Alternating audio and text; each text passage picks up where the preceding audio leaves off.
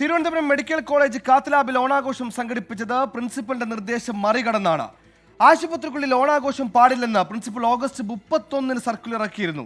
ഇത് ലംഘിച്ചാണ് കാർഡിയോളജി വിഭാഗം കാത്ത് ലാബിൽ കഴിഞ്ഞ ദിവസങ്ങളിൽ ഓണാഘോഷം സംഘടിപ്പിച്ചത്. സംഭവത്തിൽ മെഡിക്കൽ കോളേജ് പ്രിൻസിപ്പൽ അന്വേഷണം തുടങ്ങി.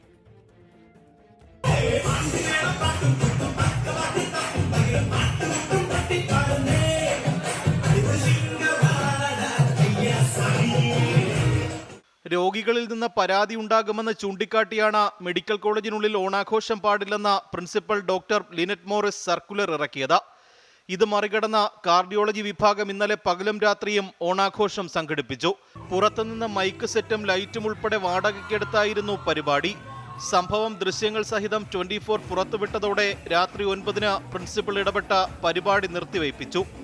ലാബിലല്ല സെമിനാർ ഹാളിലാണ് പരിപാടി നടത്തിയതെന്ന വിശദീകരണവുമായി സംഘാടകർ രംഗത്തെത്തി.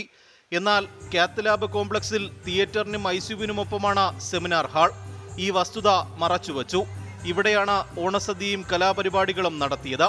വാർത്തയ്ക്ക് പിന്നാലെ മെഡിക്കൽ കോളേജ് പ്രിൻസിപ്പൽ കാർഡിയോളജി വിഭാഗം മേധാവിയോട് റിപ്പോർട്ട് തേടിയിട്ടുണ്ട്. MG പ്രതീഷ്, 24, തിരുവനന്തപുരം.